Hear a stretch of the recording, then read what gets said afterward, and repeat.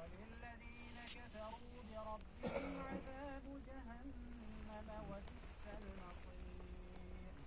إذا ألقوا فيها سمعوا لها شهيقا